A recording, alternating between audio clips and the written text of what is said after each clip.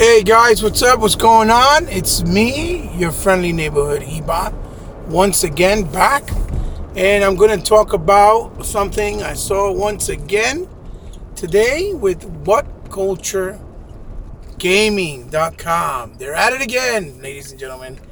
At it again, making the professional clickbait artistry of articles to keep the console war going and infusing it, even though they claim there's no such thing as a console war. Now, this will be my response video to What Culture Gaming based on what they said. And that article was entitled 10 Ways That the PS5 Will Destroy the Xbox Scarlet. Now, keep in mind, all these things that are being said are just based off whatever's known so far and not what is the unknown. So, it's based off opinions and obviously speculation from what we know so far. Now, their first question, and I read through that, shows me that just how irresponsible these guys are, not only to their audience, they have no respect for the gaming community, and pretty much it's just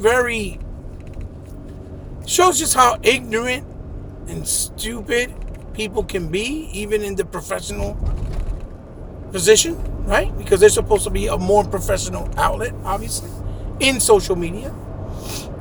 Now, it's just as bad as when they just said not too long ago in one of their articles that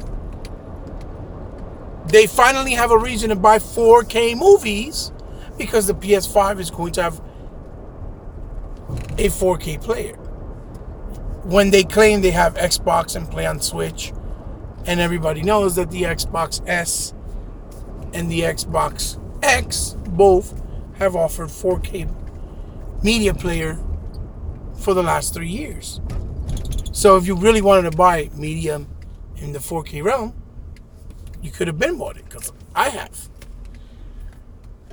So let's get started. Let's get right into it. I'm going to look at my existing my existing phone, and it says question number 10, reason number 10. PlayStation Now can finally challenge Game Pass.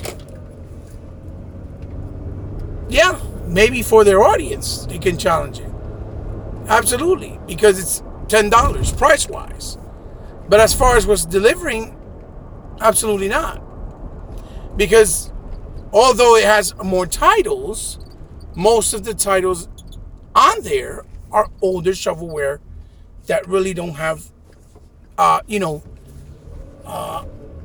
nothing new to offer, because of the fact that it's older titles that have been played over and over again. Now,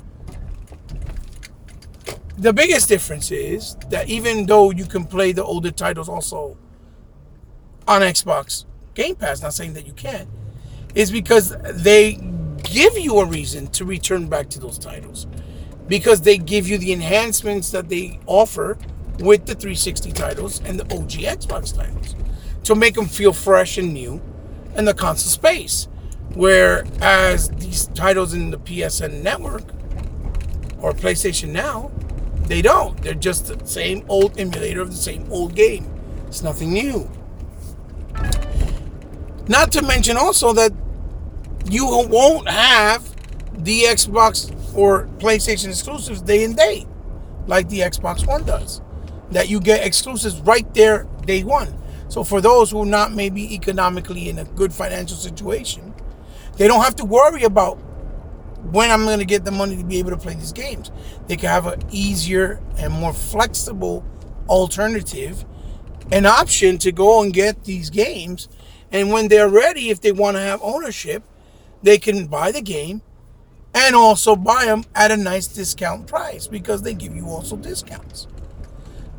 Including the fact that those games that are on PlayStation Now, the 800 supposed plus they have, are not new third-party games, as opposed to Xbox that only has about 200 plus, almost 300 titles in less than a year's time, or than in a year and a half time.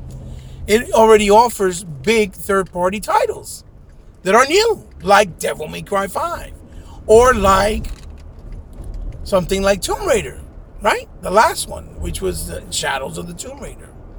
So, realistically speaking, it's not even a contest, because all games as well on Game Pass are games you play off the hard drive, meaning that they're on servers.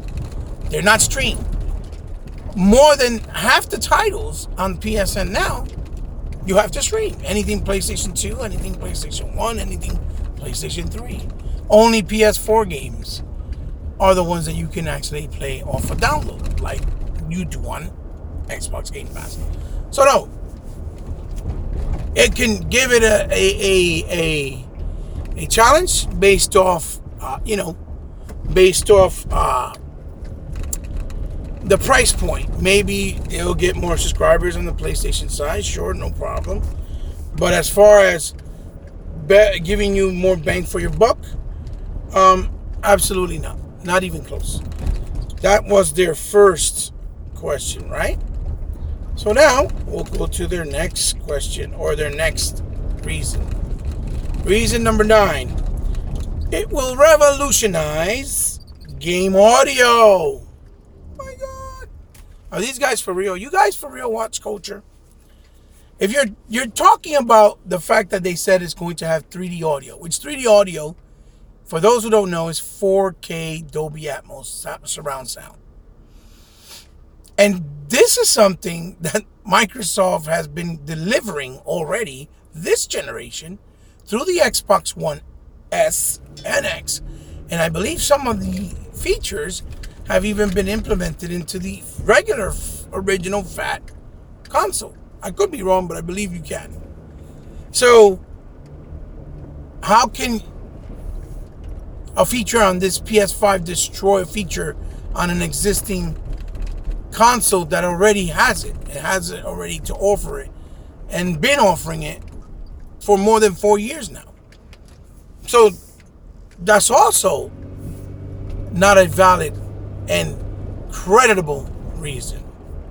So if we continue on and we go to reason number, obviously 8, it says the PlayStation Assistance will be a better connect, which is talking about that feature that's like Connect, where you go back and forth, you tell it what to do, which has been done multiple different ways already, again, with Xbox and their consoles. They are pioneers to this. This is not something that they just started. They've been doing this since the 360. And they also give you the feature and the option where you can use things like Alexa and Cortana and Siri.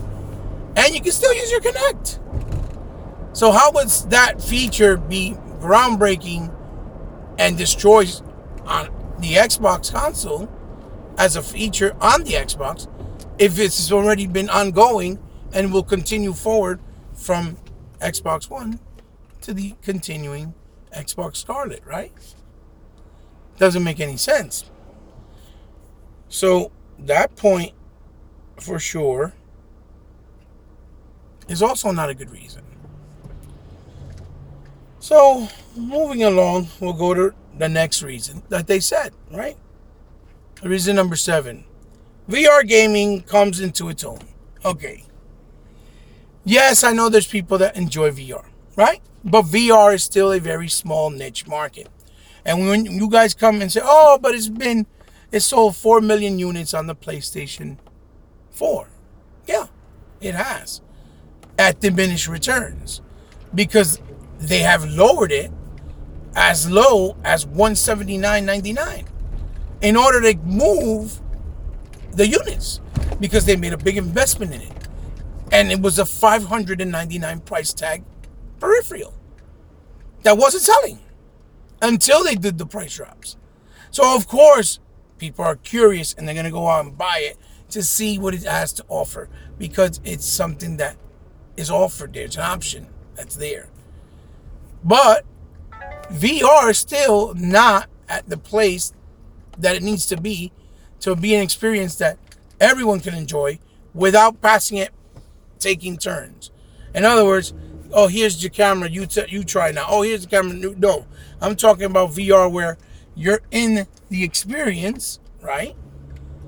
In the VR room, kind of like, let's say, a VR chat room with all the people you're talking to party chat, and you see them virtually, and you can go in and play the games virtually with all of them cooperatively. That's the type of VR experience that will expand VR and take it to the next level. Until then, it's not going to be a mainstream thing.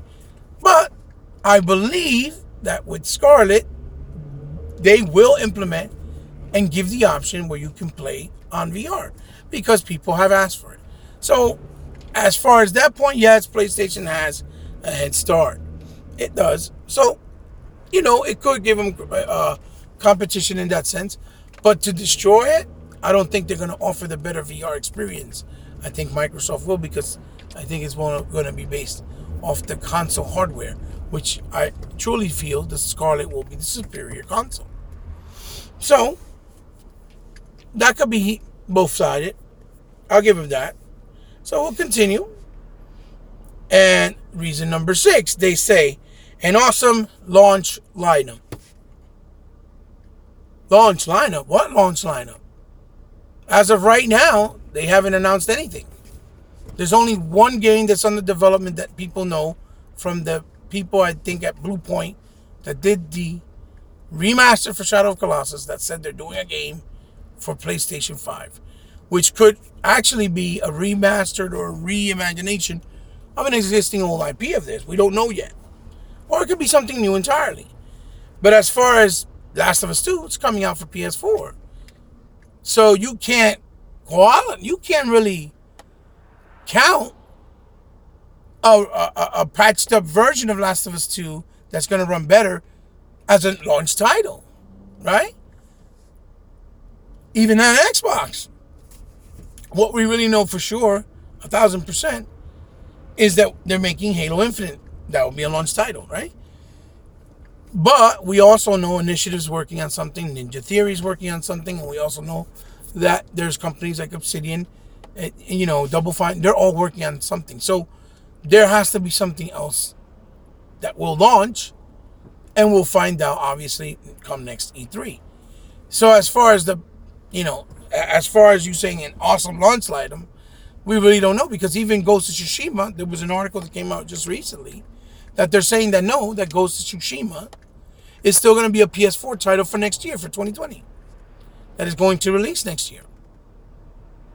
So in reality, they have no titles at this point that they're launching with. And who in the world buys a console with no launch titles?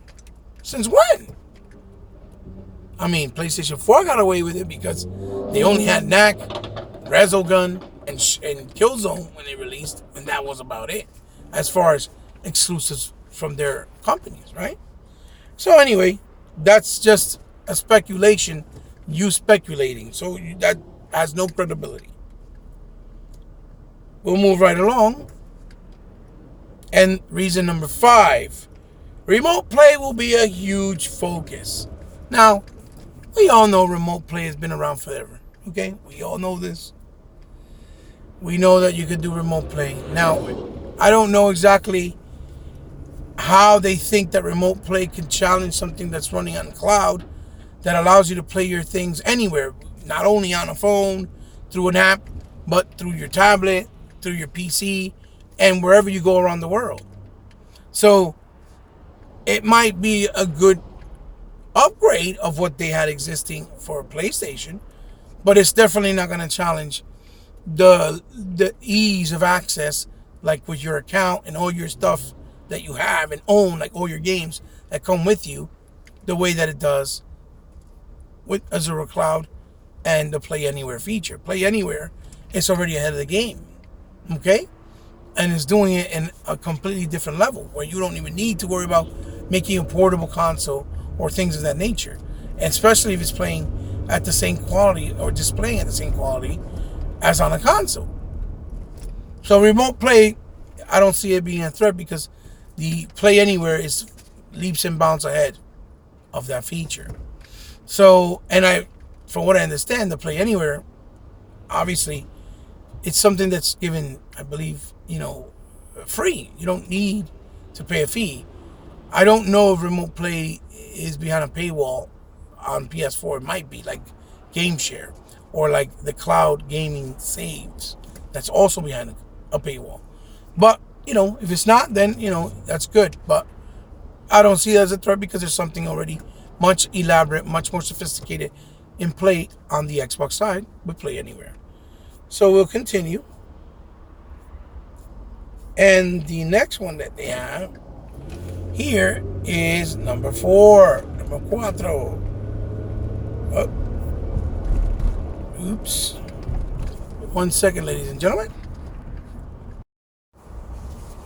So like I was telling you, number 4 is PS5 Pro available at launch. I guess they're talking about the fact that now they're saying that was going to be 2 SKUs for the PlayStation 5 console.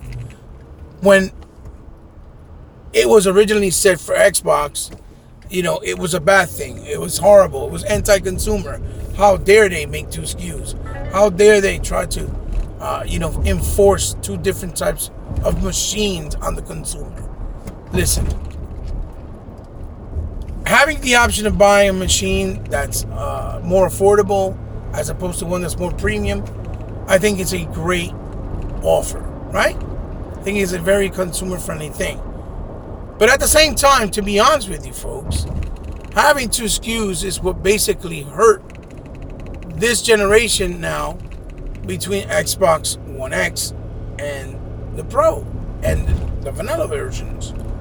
And if you ask why, it's because developers don't have the urgency of actually putting work to really push and get into the metal of the hardware to really push the technologies that those consoles are offering, and really the boundaries of what they can do with the hardware itself.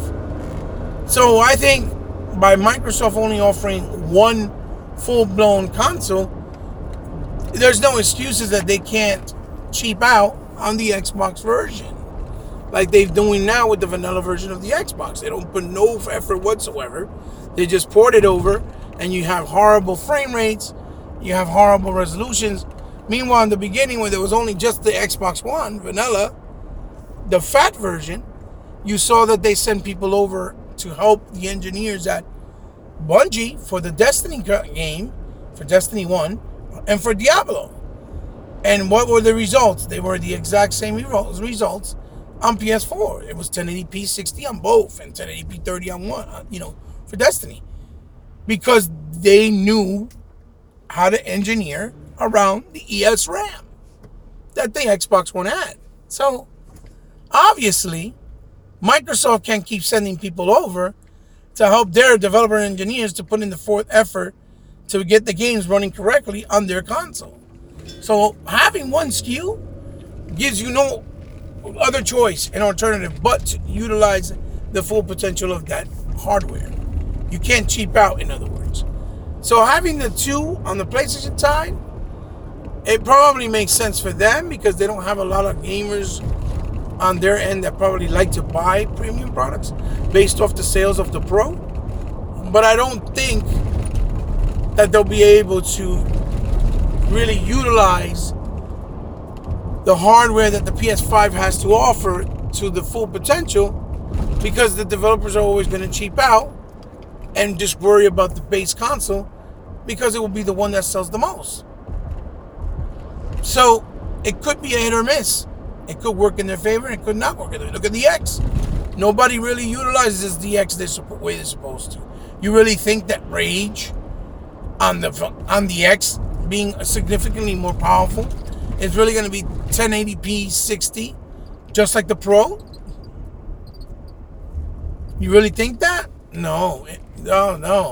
At the very least, it should have been 1800p at 60. Open world or not. Why? Because there's more power.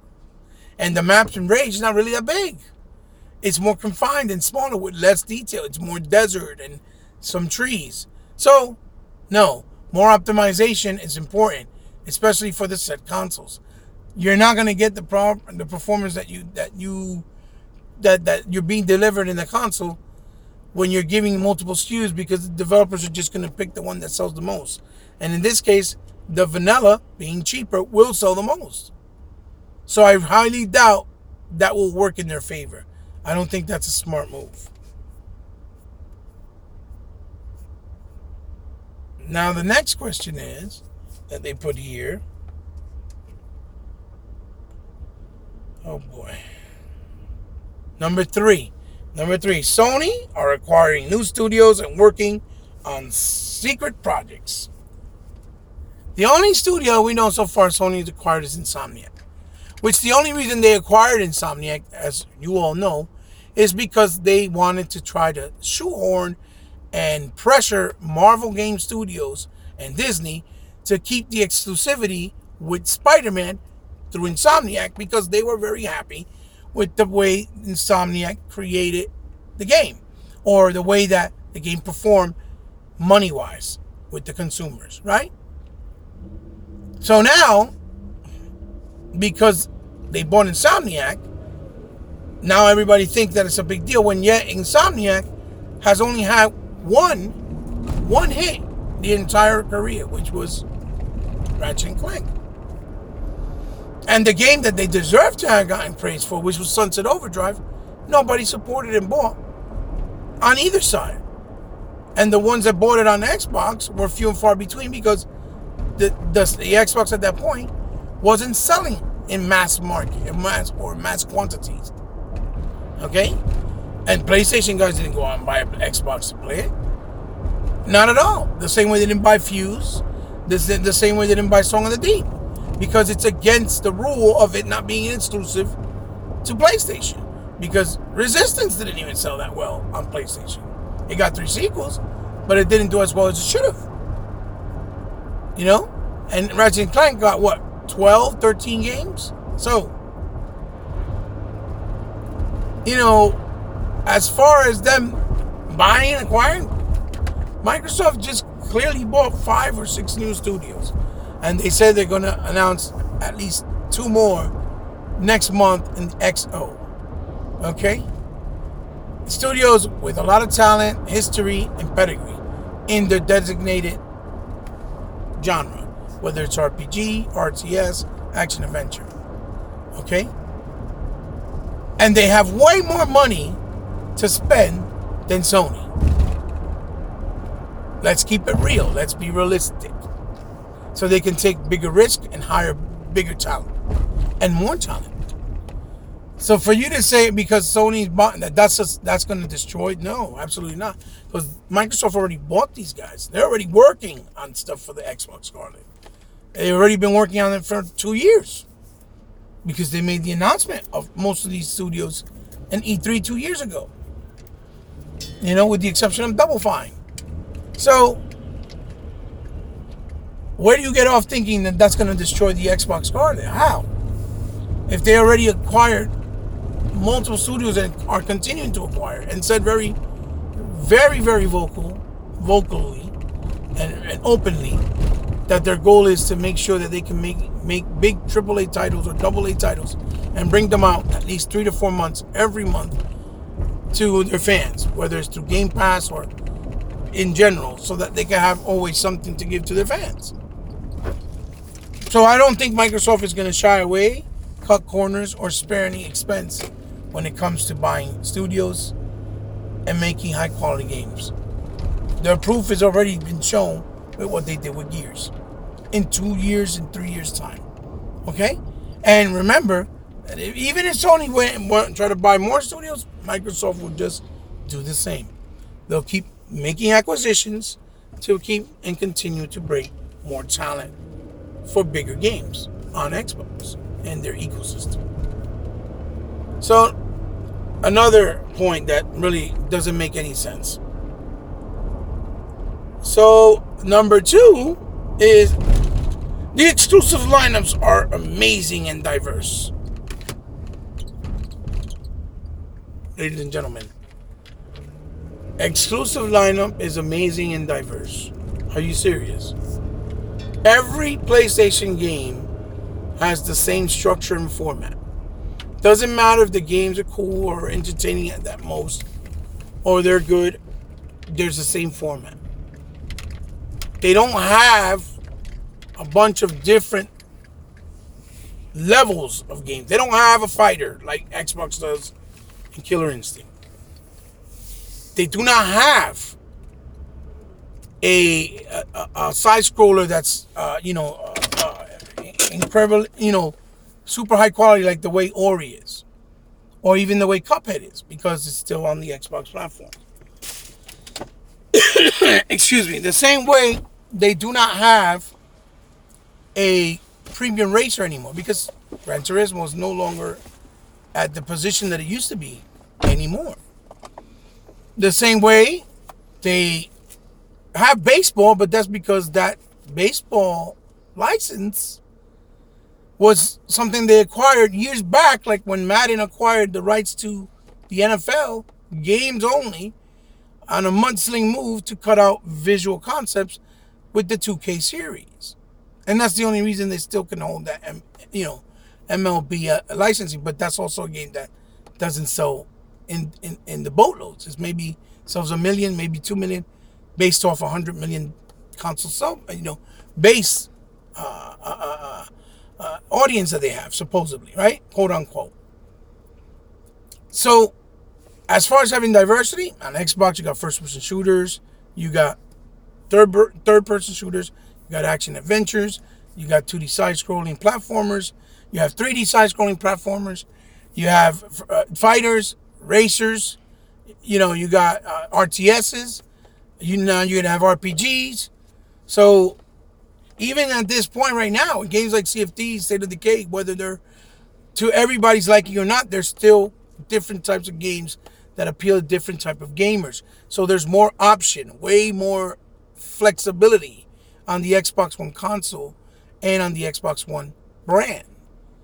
Do they need more action adventure games? Absolutely, and that's what they're doing. I think Initiative is going to do that. I think Ninja Theory is going to do that.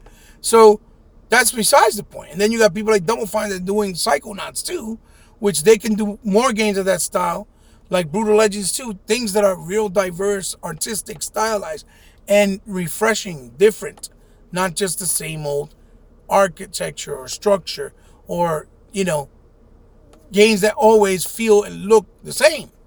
For Christ's sakes, they don't even have a proper co-op campaign game of high quality, or any co-op game that AAA game that actually offers a robust multiplayer component, like a Gears or like a Forza or like a Halo.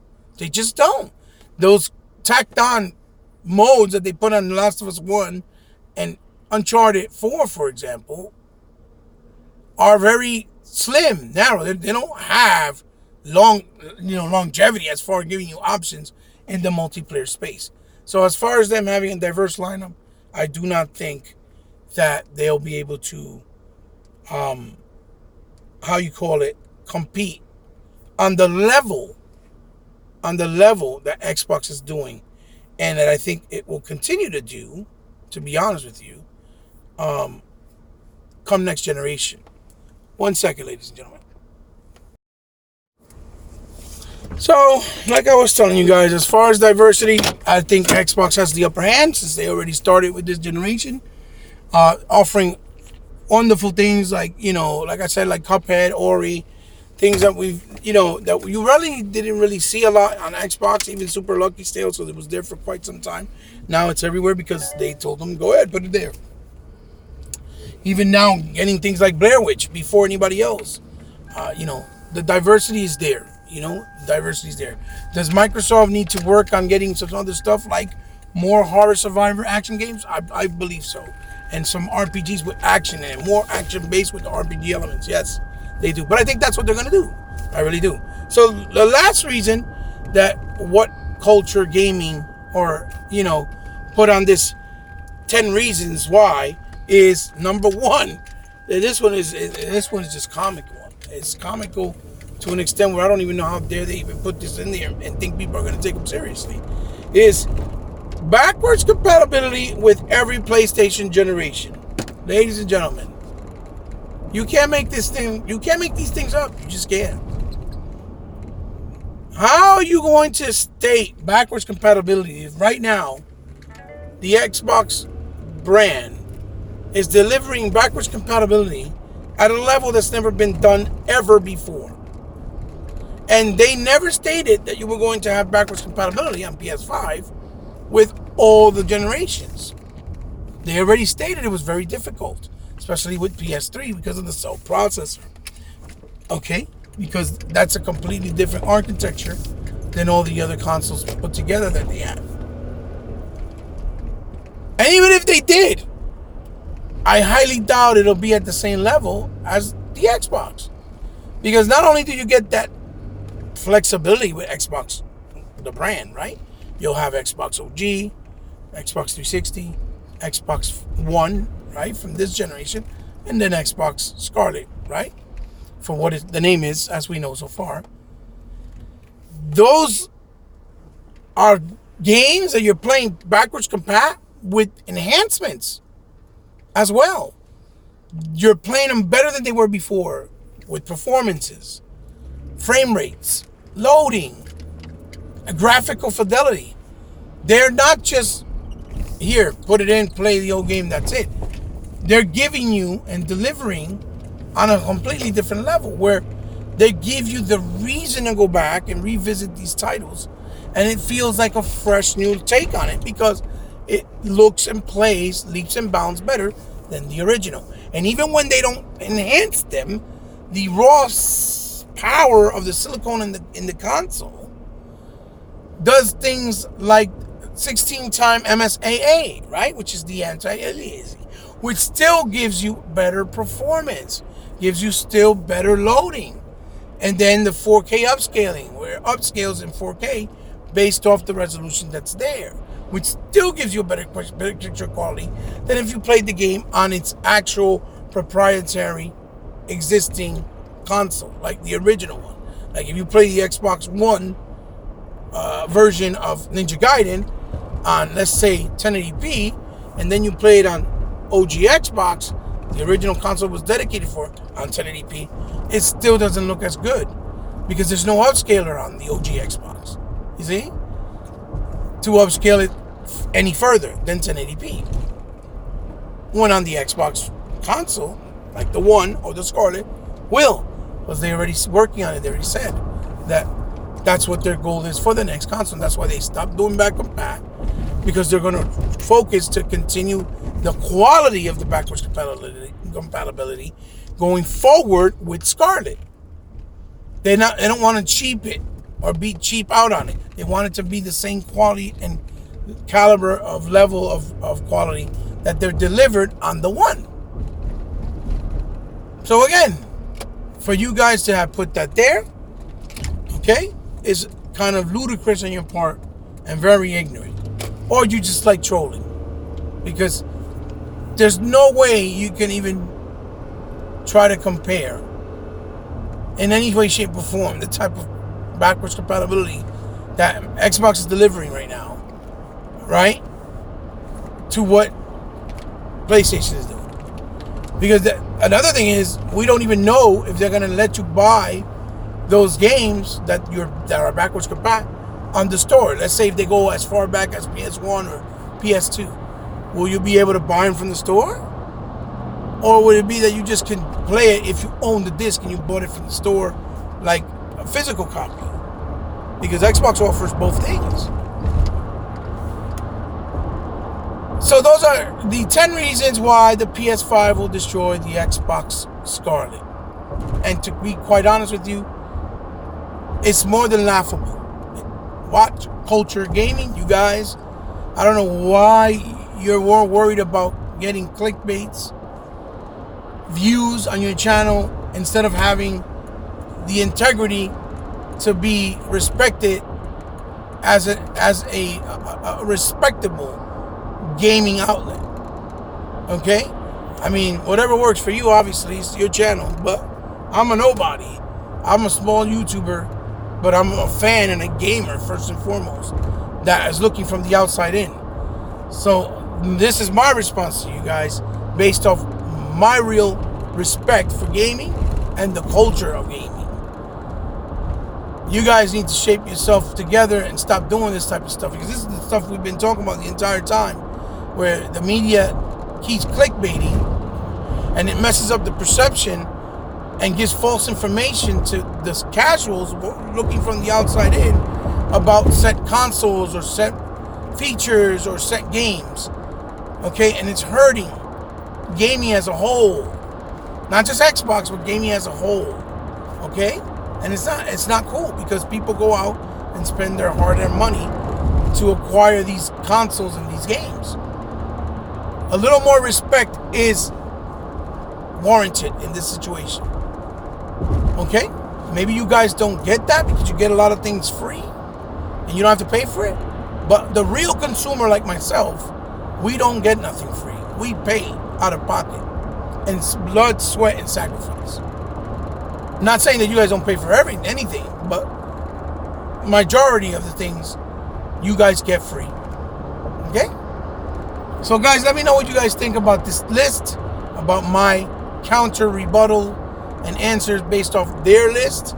If you agree with me, if you don't agree with me, let me know why you don't agree with me and what your thoughts are. No disrespecting, no fooling around, no trolling, because I'm just going to ignore it. I'm not even going to bother to answer it. Because good conversation is good conversation. And I can respect you having a valid answer returned back to me about saying why you disagree with me and the reason why. There's nothing wrong with that. I enjoy that. Okay? But let's make sure that they're not in a disrespectful manner, because that's when it becomes distasteful. And there's no reason for that. This is supposed to be all in good gaming fun.